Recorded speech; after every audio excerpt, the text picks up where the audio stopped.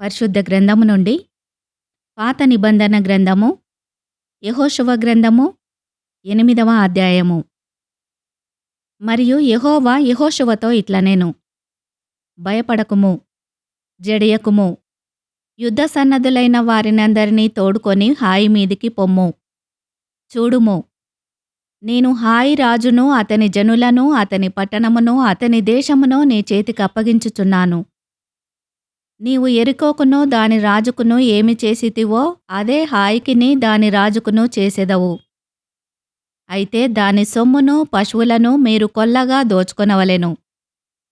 పట్టణపు పడమటి వైపున మాటుగాన్ల నుంచుము. యెహోషువయు యోధులందరును హాయి మీదికి పోవలెనని ఉండగా, యెహోషువ పరాక్రమము గల 30,000 శూరులను ఏర్పరిచి రాత్రివేళ వారిని పంపి వారికాజ్ఞాపించినదేమనగా, ఈ పట్టణమునకు పడమటి వైపున మీరు దాని పట్టుకొన చూచుచూ పొంచి ఉండవలెను. పట్టణమునకు బహుదూరమునకు వెళ్ళక మీరందరూ సిద్ధపడి ఉండుడి. నేనును నాతో కూడానున్న జనులందరూ పట్టణమునకు సమీపించెదము. వారు మునుపటి వలె మమ్మును ఎదుర్కొనుటకు బయలుదేరగా మేము వారి ఎదుట నిలవక పారిపోదుము. మునుపటి వలె వీరు మన ఎదుట నిలవలేక పారిపోవుదురని వారనుకొని, మేము పట్టణమునొద్ద నుండి వారిని తొలగి రాజయ్యు వరకు వారు మా వెంబడి బయలుదేరి వచ్చెదరు.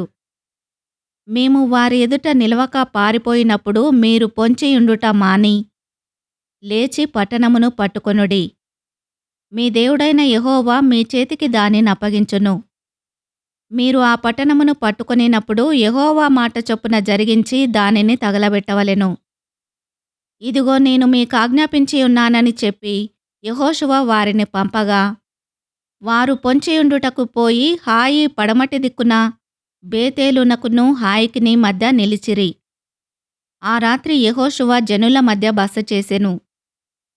ఉదయమున యెహోషువ వేకువను లేచి జనులను వ్యూహపరచి తానును ఇశ్రాయేలీయుల పెద్దలును జనులకు ముందుగా హాయి మీదికి పోయిరి.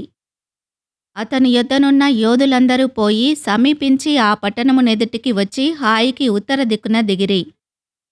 వారికిని హాయికిని మధ్యను లోయయుండగా అతడు ఇంచుమించు 5,000 మంది మనుషులను నియమించి పట్టణమునకు పడమటి వైపున బేతేలునకును హాయికిని మధ్యను పొంచియుండుటకు ఉంచెను. వారు ఆ జనులను, అనగా పట్టణమునకు ఉత్తర దిక్కుననున్న సమస్త సైన్యమును, పట్టణమునకు పడమటి దిక్కున దాని వెనుకటి భాగమున నున్నవారిని ఉంచిన తర్వాత యెహోషువ ఆ రాత్రి లోయలోనికి దిగిపోయెను. హాయి రాజు దాని చూచినప్పుడు అతడును అతని జనులందరును పట్టణస్థులందరును త్వరపడి పెందలకడ లేచి మైదానమునెదుట ఇశ్రాయేలీయులనెదుర్కొని తాము అంతకుముందు నిర్ణయించుకొనిన స్థలమున యుద్ధము చేయుటకు బయలుదేరిరి. తన్ను పట్టుకొనుటకు పొంచియున్నవారు పట్టణమునకు పడమటి వైపున నుండిన సంగతి అతడు తెలుసుకొనలేదు.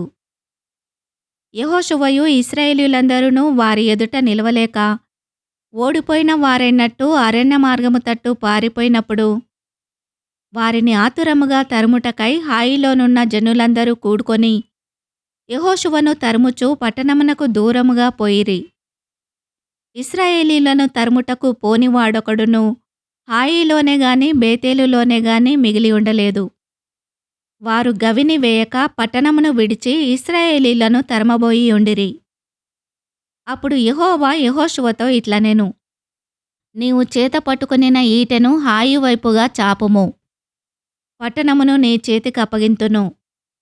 అంతట యెహోషువ తన చేతనున్న ఈటెను ఆ పట్టణము వైపు చాపెను.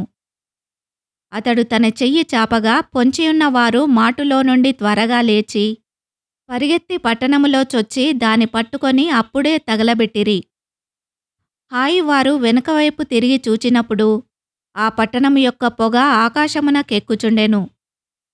అప్పుడు అరణ్యమునకు పారిపోయిన జనులు తిరిగి తమ్మును తరుముచున్న వారి మీద పడుచుండిరి గనుక ఈ తట్టైనను ఆ తట్టైనను పారిపోవుటకు వారికి వీలు లేకపోయెను.